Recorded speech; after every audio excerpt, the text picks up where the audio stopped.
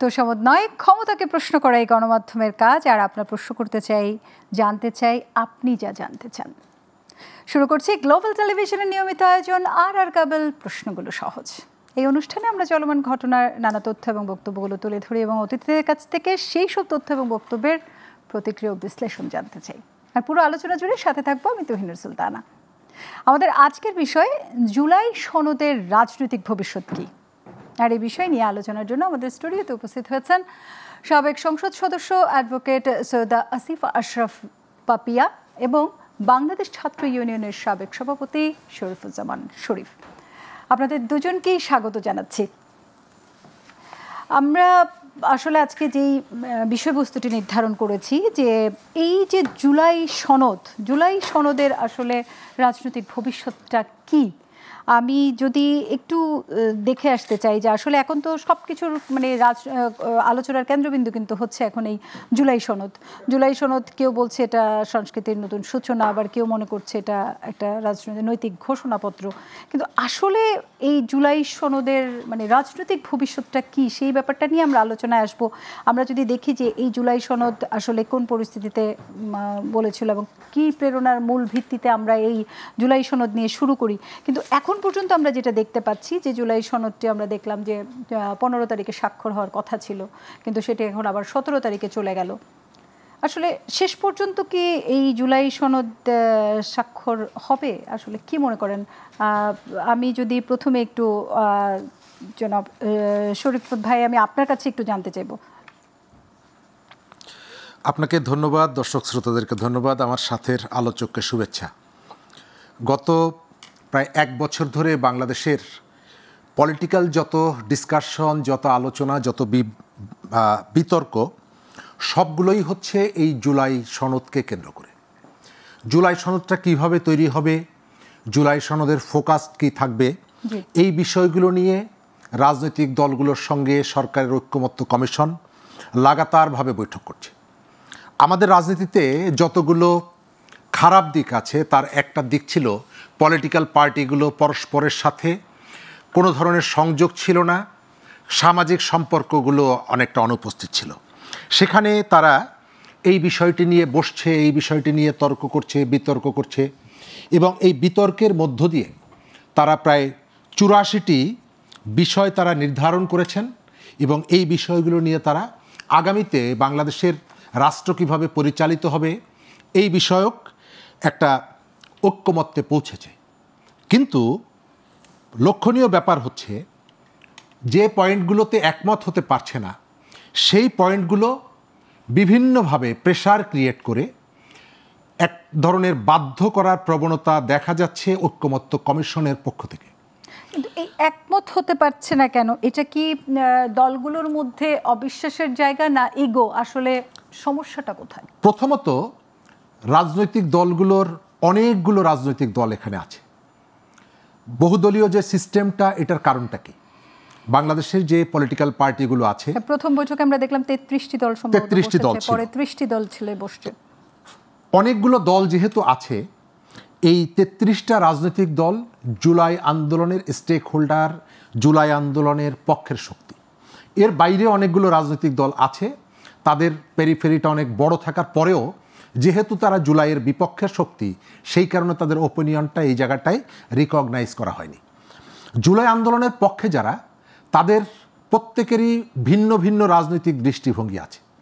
রাষ্ট্র পরিচালিত কিভাবে হবে, অর্থনৈতিক সিস্টেমটা কী হবে, আমাদের সামাজিক ব্যবস্থাপনাটা কি হবে, ভিন্ন মতামত আছে বলেই তারা সবাই এক দল করেন না, নানা দল করেন। সুতরাং আমাদের সংসদ কিভাবে পরিচালিত হবে, যেমন বামপন্থী দলগুলো তারা মনে করে যে আমাদের এখানে উচ্চকক্ষের কোনো প্রয়োজন নেই। কেন? বাংলাদেশের যে পার্লামেন্টটা আছে এখন পর্যন্ত, নিম্নকক্ষ হিসাবে যেটাকে উচ্চকক্ষ যদি একমত হয় তাহলে উচ্চকক্ষ এবং নিম্নকক্ষ, এখন যে পার্লামেন্টটা আছে এই পার্লামেন্টটাই নানাভাবে সমালোচিত। তার একটা বড় কারণ হচ্ছে এই পার্লামেন্টটা আসলে ইফেক্টিভ করা যায় না। নির্বাচনের পরে নির্বাচনের ব্যবস্থাপনা নিয়ে প্রশ্ন তোলার পর যারা বিরোধী দলে যান তারা সংসদ বয়কট করেন এবং সংসদটা হয়ে ওঠে কতগুলো সুযোগ সুবিধার ভাগাভাগির একটা জায়গা।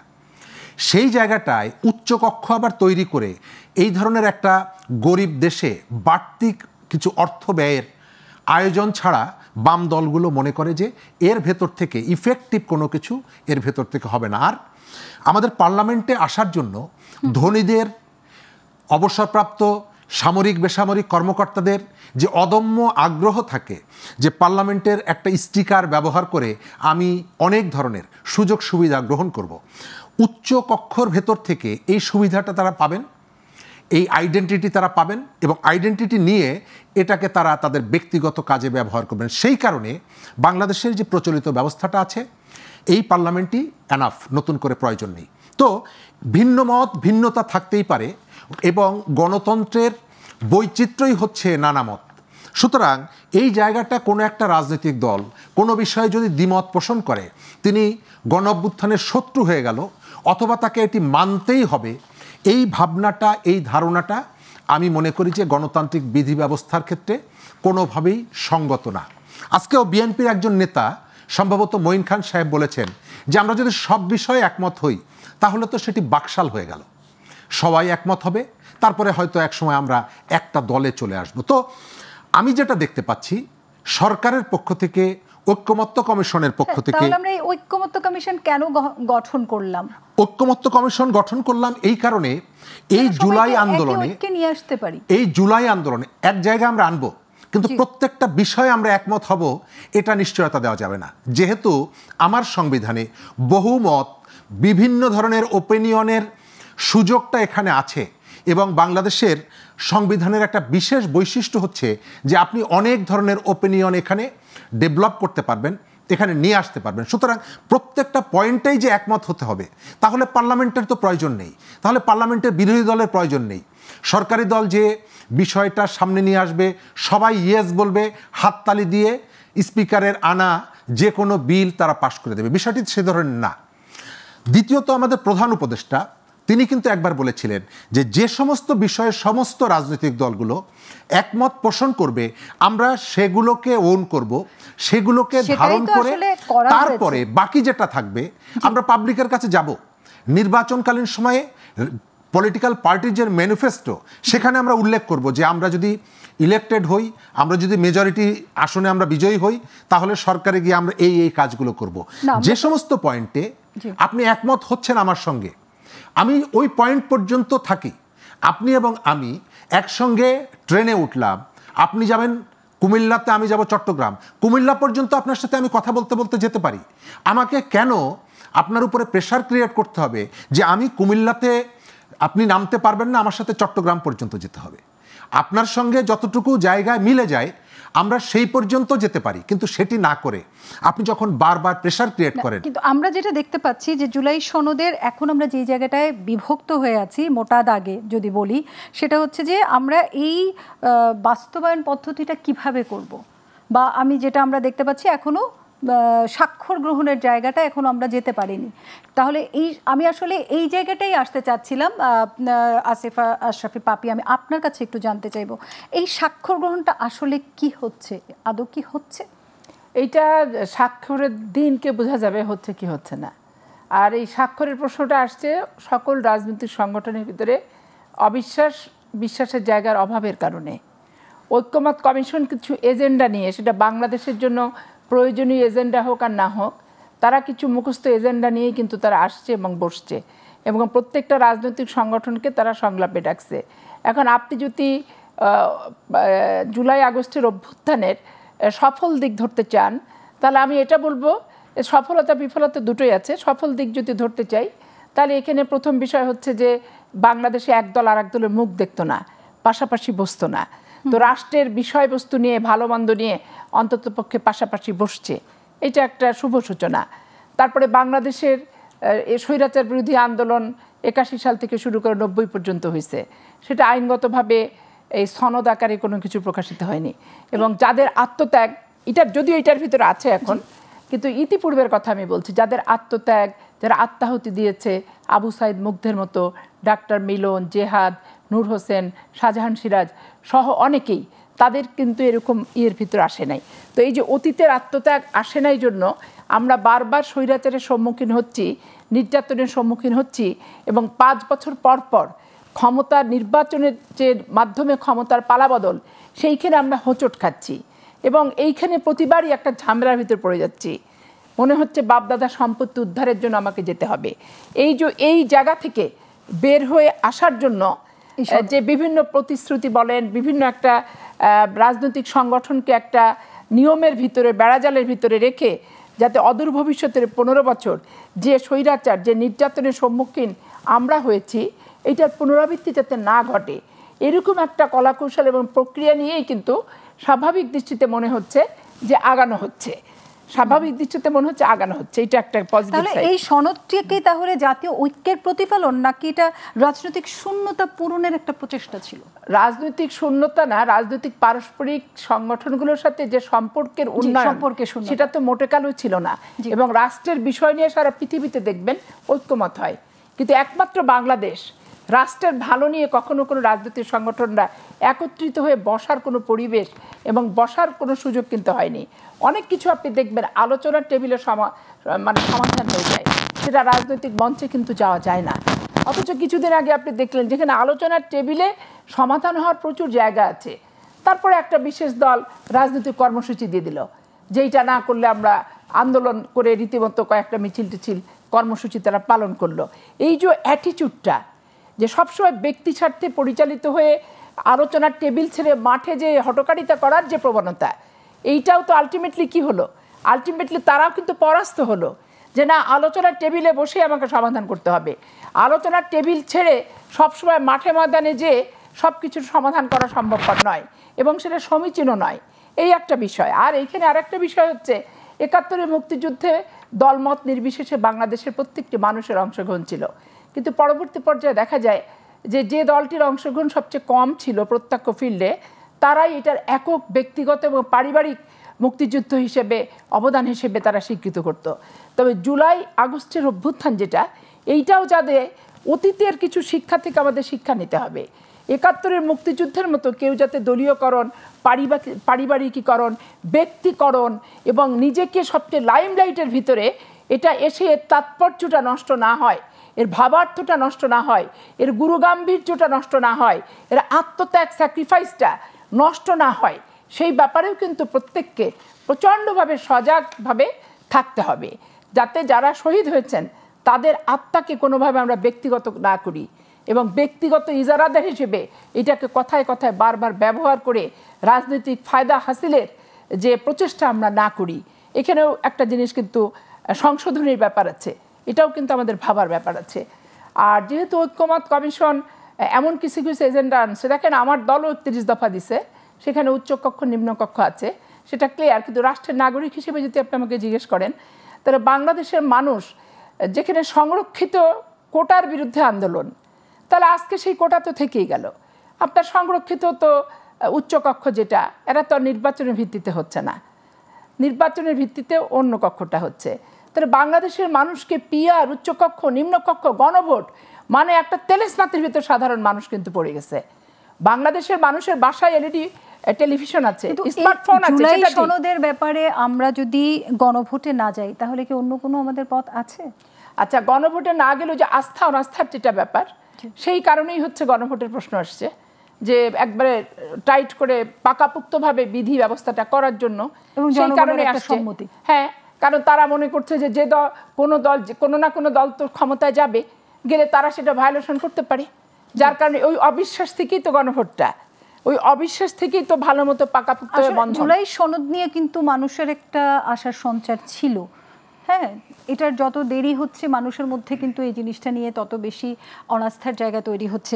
আমি একটু জনাব শরীফুল হক, আমি আপনার কাছে একটু জানতে চাইব, আপা যেটা বলছিলেন যে ওই দিন বোঝা যাবে, 17 তারিখেই বোঝা যাবে যে গণভোটের স্বাক্ষরের ব্যাপারটি, যদি স্বাক্ষর না হয় তাহলে কি হবে? ধন্যবাদ। তার আগে রাজনৈতিক দলগুলোর কাছে এর একটা ড্রাফট পৌঁছানোর কথা। তারা দেখবে তারা যে সমস্ত বিষয়ে একমত হয়েছে, এর বাইরে ঐক্যমত্য কমিশন তারাও কতগুলো ইস্যু, কতগুলো পয়েন্ট ইন্ট্রোডিউস করার চেষ্টা করছেন এবং সেই বক্তব্যটা আমরা বিভিন্ন জায়গা থেকে শুনছি। এই ড্রাফটটা করা হচ্ছে, এই স্বাক্ষরটা নেওয়া হচ্ছে অবিশ্বাসের কারণে। রাজনৈতিক দলগুলো পরস্পরকে বিশ্বাস করে না। অনেকের ধারণা যে রাজনৈতিক দল বিজয়ী হবে, বিজয়ী হওয়ার পর তারা সম্ভবত জুলাইয়ের যে স্পিরিট সেখান থেকে দূরে সরে যাবে। অথচ তারা যখন বৈঠকে বসছে তখন তাদের মধ্যে ইউনিটির জায়গাটা তারা বারবার সেটিকে সামনে আনার চেষ্টা করছে, এবং যখন ক্রিটিক করছে, এক দল আর এক দলের বিরুদ্ধে অভিযোগ করছে, নাম বলছে না, তবে বলছে যে একটা বিশেষ দল, আপনি খেয়াল করে দেখবেন। এখন রাজনৈতিক দলগুলো সবাই কি এই ড্রাফটে বা সরকার যেটি নিয়ে আসছে সেখানে স্বাক্ষর করবে? সরকার কতগুলো বাড়তি ঝামেলা তৈরি করে রেখেছে। আজকে ঐক্যমত্য কমিশনের পক্ষ থেকে বলা হয়েছে যে গণভোটের প্রশ্নে রাজনৈতিক দলগুলো যেহেতু দ্বিধা বিভক্ত হয়ে পড়েছে, কেউ কেউ চাইছে আগামী অক্টোবর বা নভেম্বর মাসে একটি গণভোটের আয়োজন করা, আবার কেউ মনে করছে যে জাতীয় নির্বাচনের দিন গণভোটের আয়োজন করা, যদিও দুটোই বাংলাদেশের ভবিষ্যতে গণতান্ত্রিক পরিবেশের জন্য খুবই চ্যালেঞ্জিং। জাতীয় নির্বাচনের মধ্যে এই ধরনের আরেকটা এক্সট্রা আয়োজন করা, আপনার বাংলাদেশের সমস্ত মানুষ অক্ষর জ্ঞান সম্পন্ন না। আপনি কখন মনে করেন যে এই গণভোটটা দরকার? আমি মনে করি যে এখন গণভোটের প্রয়োজন নেই।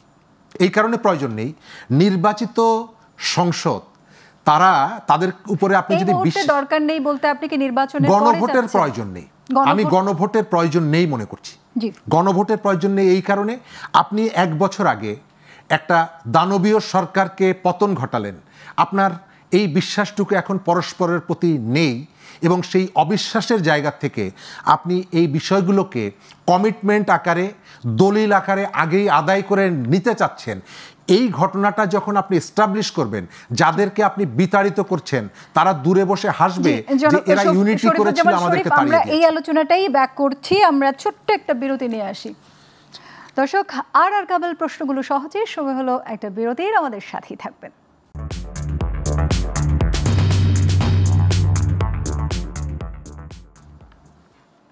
বিরতির পর আবারও ফিরে এলাম আর কাবেল প্রশ্নগুলো সহজ নিয়ে। আমরা জানি আমাদের সাথে আছেন সাবেক সংসদ সদস্য অ্যাডভোকেট সৈয়দা আসিফা আশরাফি পাপিয়া এবং বাংলাদেশ ছাত্র ইউনিয়নের সাবেক সভাপতি শরীফুজ্জামান শরীফ। আমরা আবারও আলোচনায় ফিরছি। যেখানে আমরা ছিলাম, শরীফুজ্জামান শরীফ, আপনি বলছিলেন যে আপনি এই মুহূর্তে গণভোটের প্রয়োজনীয়তা দেখছেন না। আমি যদি ঠিক একই প্রশ্নটা আমি পাপিয়া আপনার কাছে জানতে চাইব, আপনি আসলে ঠিক এই মুহূর্তে গণভোটের প্রয়োজনীয়তাটা কতটুকু মনে করছেন? এখানে গণভোটের প্রয়োজনীয়তা অপ্রয়োজনীয়তার চেয়ে সবচেয়ে বিষয় দাঁড়াচ্ছে অবিশ্বাস। এই অবিশ্বাসের কারণে বাধ্যতামূলকভাবে গণভোট দিয়ে একটা মানে কি বলবো, একটা শর্তের বেড়াজালে আবদ্ধ করার প্রয়াস আমি মনে করি। যেহেতু বিশ্বাস অবিশ্বাসের প্রশ্ন আছে এখানে, বিশ্বাস কেউ কাউকে করতে চাচ্ছে না। এখন বিএনপি যতই সত্য কথা বলুক যে না আমরা এটা বাস্তবায়ন করবো রাষ্ট্রীয় ক্ষমতায় গেলে, কিন্তু যারা ক্ষমতায় যাওয়ার স্বপ্ন দেখছে তারা আবার এটা বিশ্বাস করতে পারছে না। এখন গণভোট দেখেন, বাংলাদেশের মানুষ সারা জীবনে গণভোট কয়টাই বা দিছে এটার সাথে পরিচিত বা কতটুকু। আপনি যদি জাতীয় নির্বাচনে 2 মাস 3 মাস 15 দিন 18 দিন আগে গণভোট দেন, তো একটা মানুষও গেল না গণভোট দিতে। আলটিমেটলি কি হলো? বেইজ্জতিটা কি হলো? অপদস্থটা কেমন হবে? বাংলাদেশের দুর্নীতিবাজ অপশাসনের যারা সাথে জড়িত সরাসরি তারা দেশান্তর হয়েছে, কিন্তু সাধারণ যারা ভোটার আওয়ামী লীগের, যারা অপকর্মের সাথে যারা জড়িত না এবং যারাও ভোট দিতে পারেনি 15 বছর ডিসি এসপি ইউনোসি ছাপ্পা ভোট দেওয়ার কারণে, তো ধরেন তারাও যদি না যায় ভোট দিতে, গেল না, কেউই গেল না। সচেতনতার অভাবের কারণে গেল না, প্রচারণার অভাবের কারণে গেল না, আগ্রহের অভাবের কারণে গেল না। তখন ওইটা নিয়ে কেউ ভাবছে না যে তখন ওইটার বাস্তবতাটা কি হবে, এবং ওটা তো মাঠেই মারা গেল। তো এই জন্য ভাবিয়া করিও কাজ, করিয়া ভাবিও না। যারা গণভোট করে একবারে পাগল হয়ে নাচতেছে তাদেরও একটু চিন্তা ভাবনা করা দরকার যে এই গণভোটটা আসলে মেরিটস এবং ডিমেরিটস দুটোই কিন্তু ভাবতে হবে। এখন আপনি ভোটের দিনকে গণভোটের বাক্স দিয়ে দিলেন, কেন দেওয়া হলো? বিএনপি যেটা বলছে যে ঠিক আছে ভোটের দিনকে দেওয়া হোক, তাহলে মানুষ যেহেতু জাতীয় নির্বাচন দিতে আসবে, দিতে গেলে এটার পক্ষে বিপক্ষে একটা ভোট দিতে হবে। এইভাবে আমরা আমাদের প্রচারণায় চালায় মানুষকে সচেতন করে গণভোটের বাক্সে ভোট দেওয়ানোর চেষ্টাটা করব। ইভিএম মেশিনের মতো হবে। ইভিএম মেশিনের ভোটের কি অবস্থা হয়েছিল? তারপরে মানুষের যে লম্বা লাইন থাকবে, 15 বছর পর মানুষ ভোট দিচ্ছে, মানুষ 2টা বাক্সে ভোট দেওয়ার সময় কালক্ষেপণ এবং যে আপনার বিকাল 5টা পর্যন্ত যে ভোট, এখানে তো 48 ঘন্টা 72 ঘন্টা ভোট লাগবে তাইলে এই এতগুলি ভোট দিতে গেলে। বাস্তবতাটা কেউ বিশ্লেষণ করছে না, সব শীততাপ নিয়ন্ত্রিত কক্ষে বসে মিটিং করছে আর হোটেল সেরাটানা সোনাগাঁয়ের খাবার খাচ্ছে। আর বাংলাদেশে সব মিডিয়া যন্ত্রের সামনে হাসতে হাসতে সাংবাদিক সম্মেলন করে কয়টায় ঐক্যমত আর কয়টায় দ্বিমত আর কয়টা নোট অফ ডিসেন্ট এগুলো বলতে বলতে বগল দাবা করে স্কুলের ছাত্রের মধ্যে বাড়ি যাচ্ছে। তো আসলে বাস্তবতাটা বুঝতে হবে।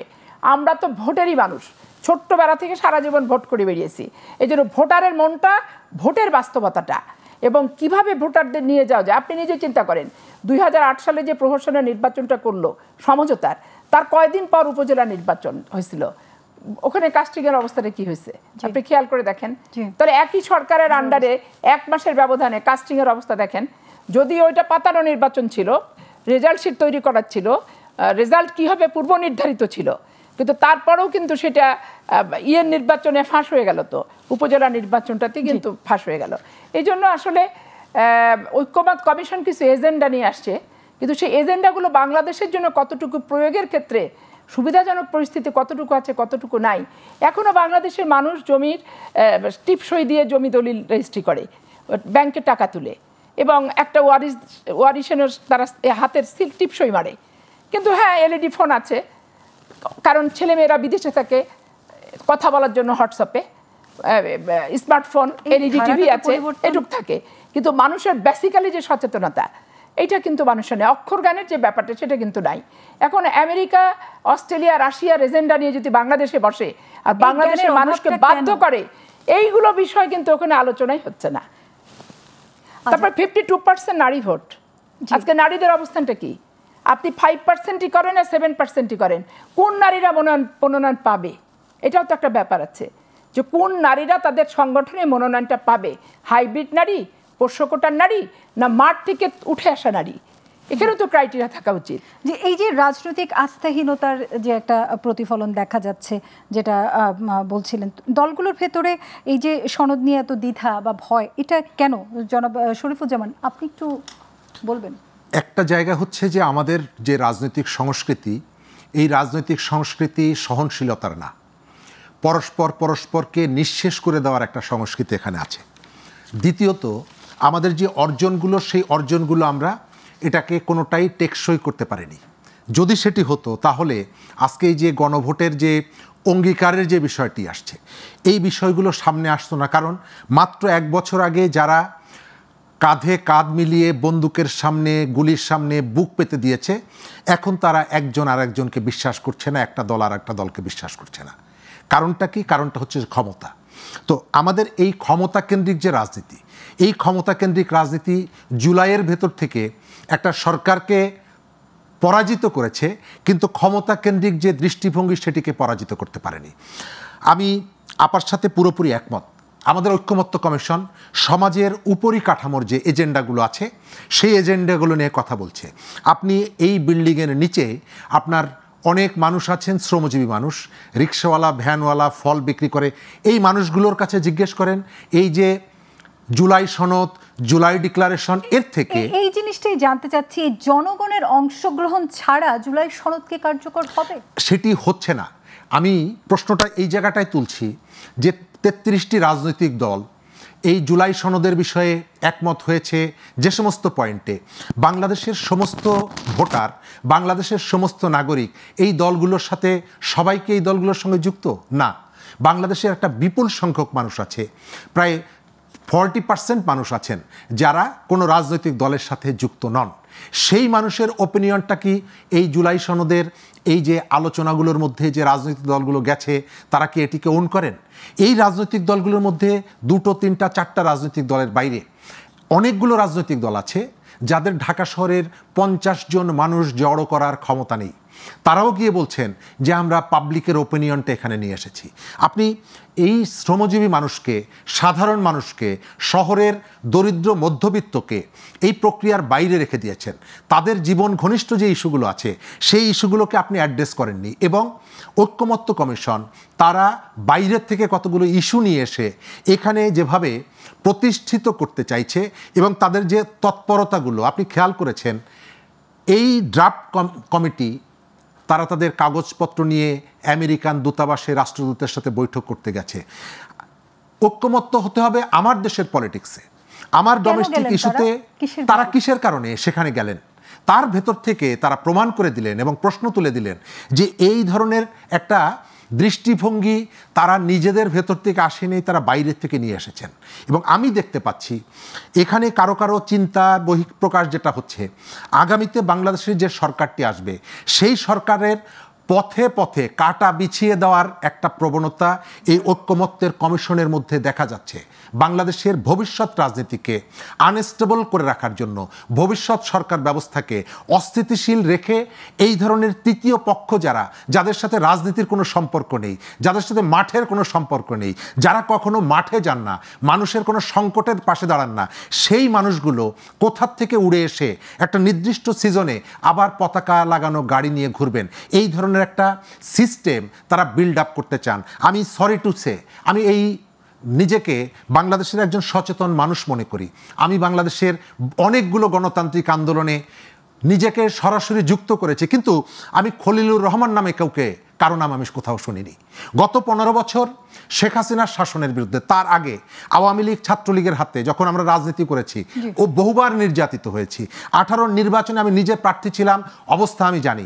এই ঢাকা শহরে একাধিকবার পুলিশের মার খেয়েছি। আমি খলিলুর রহমানকে কোথাও দেখিনি। আমরা ফিরে আসছি কে খলিলুর রহমান, আমরাও জানার চেষ্টা করব। ছোট্ট একটা বিরতি নিয়ে আসছি। দর্শক আমাদের সাথেই থাকুন। আর কেবল প্রশ্নগুলো সহজে নিচ্ছি। 3 মিনিটের একটা বিরতি।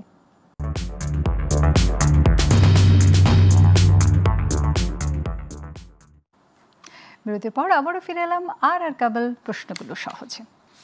দর্শক আপনারা জানেন আমাদের সাথে এই মুহূর্তে আছেন সৈয়দা আসিফা আশরাফি পাপিয়া, সাবেক সংসদ সদস্য, এবং বাংলাদেশ ছাত্র ইউনিয়নের সাবেক সভাপতি শরীফুজ্জামান শরীফ। আমরা আলোচনায় আবারও ফিরে যেখানে ছিলাম। জনাব শরীফুজ্জামান, আপনি যে খলিলুর রহমানের কথা বলছিলেন, আমরা একটু জানতে চাই। আমি বলেছিলাম যে আমাদের এই গণঅভ্যুত্থানটায় এটি অনিবার্য ছিল। শেখ হাসিনা যে ধরনের শাসন আমাদের এখানে কায়েম করেছিলেন, সেখানে এই ধরনের একটা পরিবর্তন এটা অনিবার্য ছিল। এবং সেই পরিবর্তনের জন্য সবথেকে বেশি জীবন দিয়েছে গরিব মানুষ। আপনি জুলাই অভ্যুত্থানে যারা শহীদ হয়েছেন তার সংখ্যাটা যদি দেখেন, প্রায় 70% মানুষ হচ্ছে একেবারে প্রান্তিক খেটে খাওয়া মানুষ। এবং এদের অনেকেরই ওই জুলাই মাসে হত্যাকাণ্ডের শিকার হওয়ার পর, মারা যাওয়ার পর তার লাশটা গ্রামের বাড়িতে নিয়ে যাবে, তার স্বজনের সেই পয়সাটা ছিল না। তার ধার করে কর্জ করে মরদেহটা গ্রামে নিয়ে গেছে। কিন্তু পরিবর্তনের জায়গাটা যদি দেখেন, ভাগ্য পরিবর্তনের জায়গাটা যদি দেখেন, তাহলে দেখবেন যে এমন কতগুলো মানুষ, যে মানুষগুলোকে শেখ হাসিনার এই যে গণঅভ্যুত্থানটা তো আর একদিনের না, এটা 15 বছরের দীর্ঘ লড়াইয়ের একটা ধারাবাহিকতার অনিবার্য ফসল। তো এই 15 বছরে আমরা এদের অনেককেই দেখিনি। শুধু তাই না, এদের অনেককেই দেখেছি বেনিফিশিয়ারি, আওয়ামী লীগের বেনিফিশিয়ারি। শেখ হাসিনার সাথে সেলফি তুলেছে, বিদেশে গেছেন, তারা উপদেষ্টা হয়েছেন, তারা মন্ত্রী হয়েছেন। আর ওই যে গ্রামের গরিব মানুষ, শহরের গরিব মানুষ, তাদের যে কন্ট্রিবিউশনটা ছিল, রাষ্ট্র এখন পর্যন্ত তার স্বীকৃতিটা দেয়নি। গত পরশুদিন আরব আমিরাত থেকে একটা মরদেহ এসেছে বাংলাদেশে, যারা জুলাই মাসে বিক্ষোভে অংশগ্রহণ করেছিল। তারা এতদিন ধরে জেলে আছেন। এই সরকার অনেক কিছুই করেন জুলাইকে বিক্রি করে, জুলাইকে সামনে রেখে। অনেক মানুষের ভাগ্যের পরিবর্তন হয়েছে।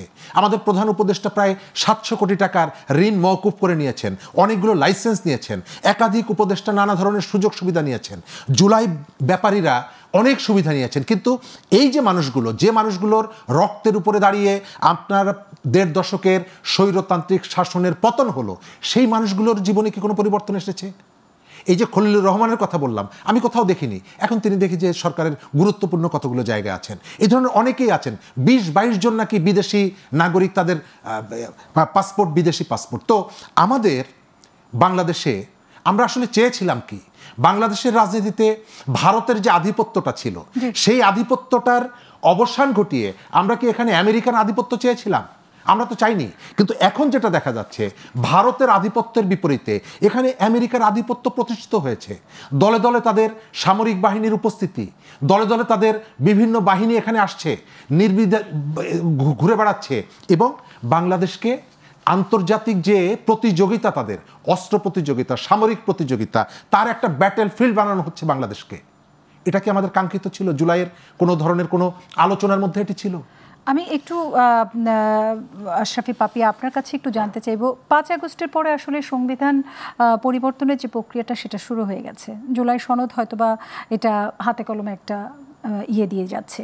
তো এটা আসলে কতটুকু সম্ভব এই ইয়েটা দেওয়ার? অনেকে আছেন জুলাই সনদের অনেকগুলো জায়গায় বিরোধিতা করছেন, আসলে তারা কিভাবে নেবে এই জিনিসটাকে? যারা বিরোধিতা করছে, যেমন কেউ মাস্টার মাইন্ড হতে চাইছে যে টোটালটা তাদেরই ব্যাপার, কিন্তু বেসিক্যালি তো তারা মাস্টার মাইন্ড না। এখানে ছাত্র জনতারাই মাস্টার মাইন্ড। ছাত্র দেখেন, একটা স্কুলের বাচ্চারাও এখানে আসছে সারা বাংলাদেশে, একটা রিক্সাওয়ালাও কিন্তু আসছে, একটা দিন মজুরও কিন্তু আসছে, এবং ওই যে বাদাম বিক্রি করে যে প্রতিদিন, সেটাকেও আমরা মিছিলে দেখছি। একটা বাচ্চার সাথে বাবা আসছে, মা আসছে, তারা তো জনতা। যে আমার একটা মাত্র বাচ্চা, আগের মতো 5টা বাচ্চা নেই যে একটা মরে গেলে আর একটা বাচ্চা কিনে আমি বেঁচে থাকবো। একটাই যেহেতু বাচ্চা, তার নিরাপত্তার জন্য আমরা আসছি।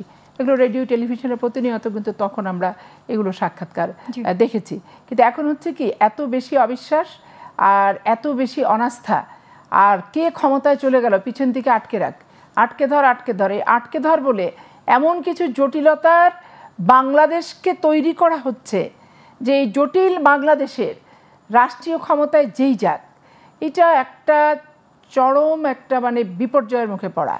এবং এত মানুষের শর্ত উপশর্ত পালন করাটা রাষ্ট্রীয়ভাবে খুব কঠিন। কারণ আমরা যেহেতু পার্লামেন্ট মেম্বার ছিলাম, আমরা ওখানে সরকারি দল আর বিরোধী দলের পার্লামেন্টের ভিতরকার অবস্থা কিন্তু আমরা দেখেছি যে সরকারি দল যদি একটা কিছু প্রস্তাব করে, তো সরকারি দলের হাঁ ভোটেই সেটা পাস হয়। আমি যতই সমালোচনা করি না কেন, যত পজিটিভলি সমালোচনা করি না কেন, রাষ্ট্রের জন্য যতই মঙ্গলজনক হোক না কেন, ওইটা না ভোটেই কিন্তু হয়ে যাচ্ছে। না ভোটটার কোনো কার্যকর হচ্ছে না, হা ভোটটাই কিন্তু পাশ করে যাচ্ছে। এখন এই যে এত অবিশ্বাস অনাস্থার ভিতরে জুলাই সনদ, এখন জুলাই সনদ হলেও কেউ কারোর সাথে বিশ্বাসের জায়গায় কি আছে? বিশ্বাসের জায়গায় যদি থাকতো, তাহলে বিদেশ থেকে এই সমস্ত ব্যক্তিবর্গকে এজেন্ডা বাস্তবায়ন করার জন্য নিয়ে আসার কোনো প্রয়োজন ছিল? আর ওরা হচ্ছে মাস্টার, আর আমরা বাংলাদেশের নাগরিক হচ্ছি ছাত্র। মাস্টার আর ছাত্রের মধ্যে প্রতিদিন জ্ঞান প্রদান কর্মসূচি আর জ্ঞান দান কর্মসূচি চলছে। এই জ্ঞান প্রদান আর জ্ঞান দান দেখতে দেখতে বাংলাদেশের মানুষ আসলে হতাশাগ্রস্ত হয়ে পড়েছে। কিন্তু আসলে বাংলাদেশের বেসিক স্ট্রাকচার, সাধারণ মানুষ কি চায়, তাদের সিম্পল চিন্তা ভাবনাটা কি, এইটা আসলে শীততাপ নিয়ন্ত্রিত কক্ষে বসে দেশে বিদেশে যারা সভা সমিতি আর সেমিনারে স্পিচ দিয়ে বেড়ায়, ওই সাধারণ মানুষের মনটা, ওদের হৃদয়টা, ওদের বোঝার বোধ শক্তিটা, বোধগম্য হওয়ারও কিন্তু সাধারণ মানুষের যে আস্থার জায়গাটায় জুলাই সনদ ছিল, সেটা কি এখনো আছে? সাধারণ মানুষ জুলাই সনদের চেয়ে জুলাইয়ের যে তাৎপর্যটা, এটা যখন দেখা যাচ্ছে যে এরা রাজনৈতিক সংগঠন তৈরি করে ফেললো, তার মানে এরা উচ্চভিলাষী, তার মানে এরা রাষ্ট্রীয় ক্ষমতায় যেতে চায়, তার মানে এরাই নিয়ে এসছে উপদেষ্টাদের, কারা কারা উপদেষ্টা হবে সেই তালিকাভুক্ত করার জন্য 3 দিন তারা অপেক্ষা পর্যন্ত করছে। বাংলাদেশে 3 দিন করে সরকার ছিল না। তারপরে এই যে রাষ্ট্রীয় ক্ষমতায় যাওয়ার 300 সিটে যদি 400টা জিতে যায়, এই যে এক একজনের আকাশচুম্বী বক্তৃতা, এই বক্তৃতাগুলোই কিন্তু জুলাই সনদকে বিতর্কিত করছে, আত্মত্যাগকে, আত্মাহুতিকে অমর্যাদা করছে। এবং যে পরিমাণ মর্যাদা সম্মানের জায়গা, এই জায়গাগুলি আমাদের বক্তব্য বিবৃতির মাধ্যমে এগুলো কোনোভাবে যাতে হেয় প্রতিপন্ন না হয়, এই সজাগতা। স্বাক্ষর বা স্বাক্ষর না করা কি নির্বাচনের সাথে কোনোভাবে জড়িত আছে?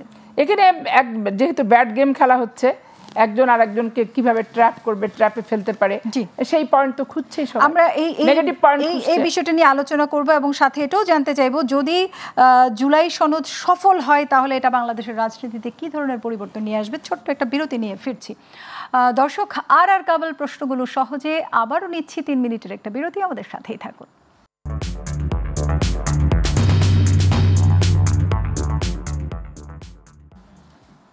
সাথে থাকার জন্য ধন্যবাদ।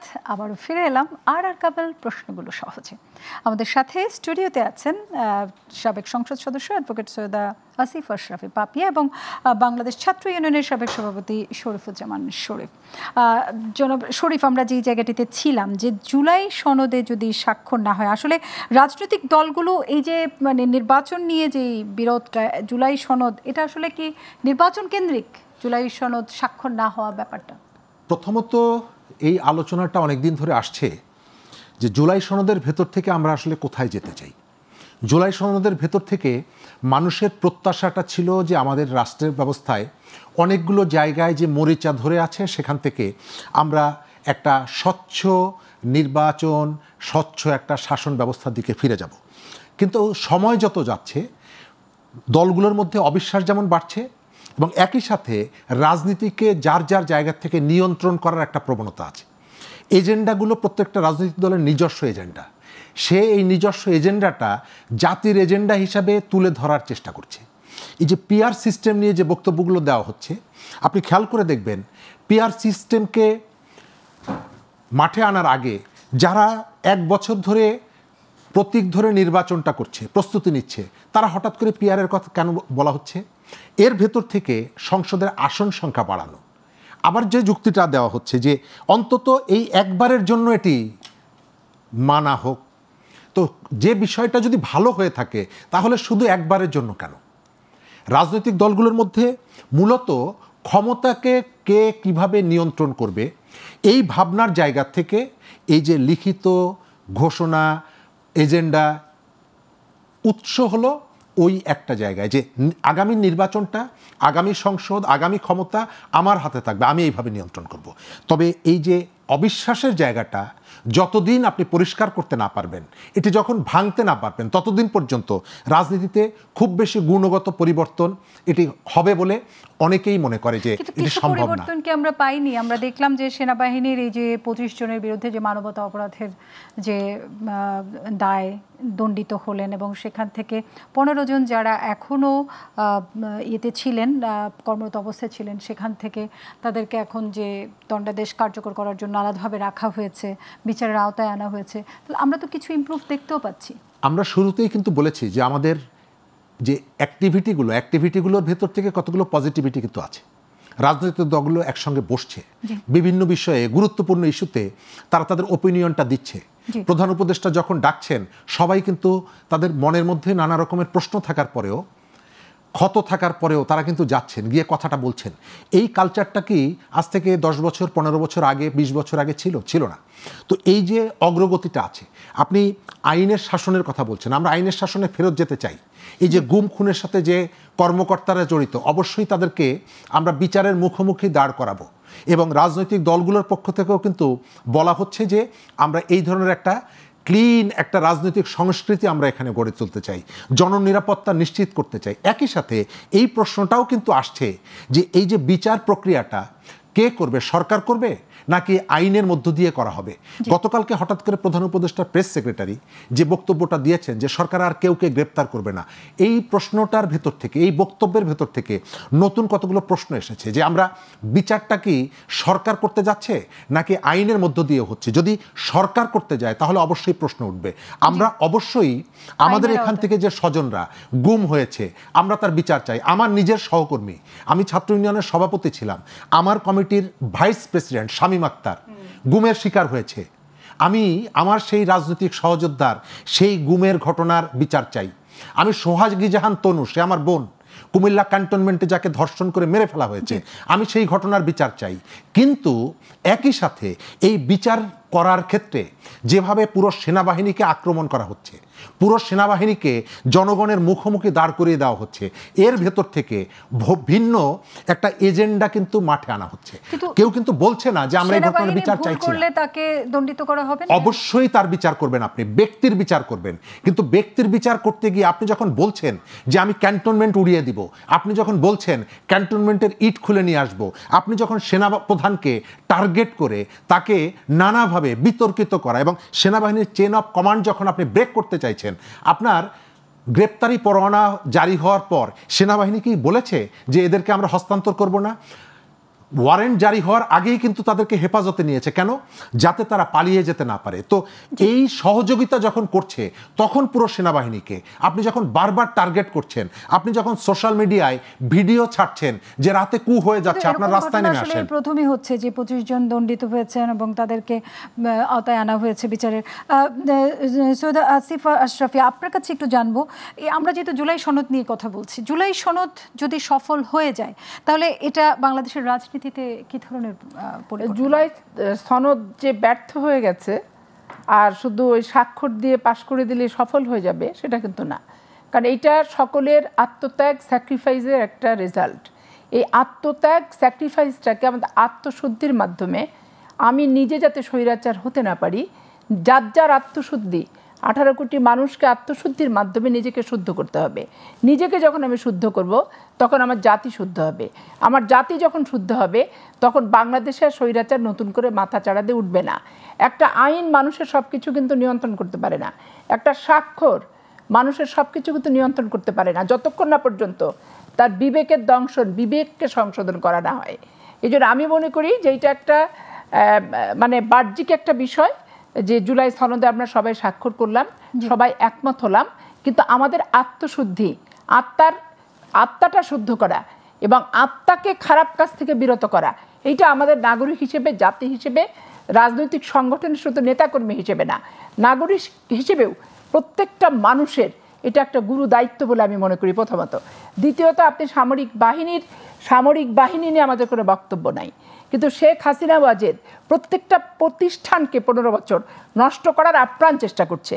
যেমন প্রধান বিচারপতি সহ পলাতক হয়, পৃথিবীর ইতিহাসে এরকম কোনো ঘটনা আছে? আবার বিচারপতিকে ল্যাঙ্গুট বেঁধে বিমানে বাধ্যতামূলকভাবে অপহরণ করে বিচারপতি সিনহাকে যেভাবে তুলে দিল, এইরকম ইতিহাসও কিন্তু নাই। এখন বিভিন্ন বাহিনীর থেকে টিম তৈরি করেই শেখ রেহানার যে দেবর তারেক সিদ্দিকী, তাকে দিয়েই কিন্তু বাংলাদেশে অপকর্ম করার একটা সিন্ডিকেট তৈরি করা হয়েছিল। সেই সিন্ডিকেটে কিছু সামরিক বাহিনীর সদস্য আছে, র্যাবের সদস্য আছে, ডিজিডিএফআই আছে, র আছে, পুলিশ আছে, সবাই আছে। এখন এই অপকর্মের সাথে যারা জড়িত তাদের বিচার আমরা চাই। বিডিআর পিলখানা হত্যাকাণ্ডের সাথে যারা জড়িত তাদের বিচার আমরা চাই। কারণ ওই বাচ্চাগুলি যখন বলে যে আমার বাবার বিচার করার জন্য, বিচার পাওয়ার জন্য আমি আইনজীবী হয়েছি, আমি ব্যারিস্টার হয়েছি, তখন এই বাচ্চাগুলোর সাথে আমাদেরও মা হিসেবে চিৎকার দিয়ে কাঁদতে ইচ্ছা হয়। কিন্তু টোটাল বাহিনীকে আমরা কলুষিত করতে চাই না, বিতর্কিত করতে চাই না, কারণ সেনাবাহিনী একটা দেশপ্রেমিক বাহিনী হিসেবেই বাংলাদেশে থাকুক চিরঞ্জীব হয়ে, সেটা জাতি হিসেবে, নাগরিক হিসেবে, মানুষ হিসেবে আমাদের প্রত্যাশা আছে। জানতে চাইবো, যদি জুলাই সনদের স্বাক্ষর না হয় তাহলে কি নির্বাচন কোনোভাবে বাধার? আমি একদম 30 সেকেন্ড করে জানবো, আমাদের হাতে একেবারেই সময় নেই। আমি প্রথমে বলি আর কি, জুলাই সনদের সাথে আসলে নির্বাচনকে যুক্ত করার একটা প্রচেষ্টা আছে। এটাকে আমি প্রচেষ্টা না বলে অপচেষ্টা বলবো। জুলাই সনদ স্বাক্ষরিত না হলে নির্বাচন হতে পারবে না, রাজনৈতিক দলগুলো বা মাঠের জনগণ এই দাবিটা করেনি। জুলাই সনদটা হচ্ছে রাজনৈতিক দলগুলোর অঙ্গীকার নির্বাচনের পরে সে কী করবে। তবে বাংলাদেশের নির্বাচনকে বিলম্বিত করা, প্রলম্বিত করা এবং নির্বাচনকে বাধা দেওয়ার একটা প্রবণতা, প্রচেষ্টা সরকারের ভেতর এবং বাইরের থেকে আছে।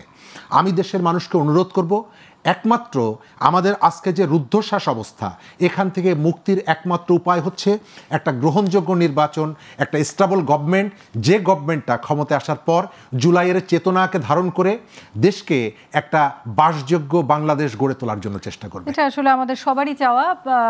যেন পাপিয়া আপা, আপনি একটু বলবেন। এইখানে আমারও ইয়েটা যে একটা সনদের স্বাক্ষর আর স্বাক্ষর করা না করার সাথে তো বাংলাদেশের জাতির ভবিষ্যৎ নির্ধারণ করে না। তবে একটা আত্মত্যাগ মাইল ফলক হিসেবে থাক, সেইটার প্রতি আমাদের প্রত্যেকের রেসপেক্ট থাক, এই ব্যাপারে আমরা সবাই একমত হব।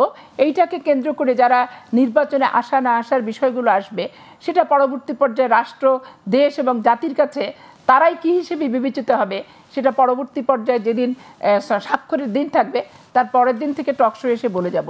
আগাম ভবিষ্যৎবাণীটা করলাম না। আমরা আশা করি যেন সবকিছু খুব সুন্দরভাবে হয়। ধন্যবাদ আপনাদের দুজনকে আমাদের স্টুডিওতে উপস্থিত। আপনাদের সকলকে ধন্যবাদ। দর্শক, আজকের মতো এখানেই বিদায় নিচ্ছি আর কাবল প্রশ্নগুলো সহজ অনুষ্ঠান থেকে। এই অনুষ্ঠানটি আগামীকাল সকাল 7টায় পুনঃপ্রচার করা হবে এবং আগামীকাল রাত 9টায় আবারও ফিরব নতুন কোনো আলোচনা নিয়ে। সবাই ভালো থাকবেন, সুস্থ থাকবেন।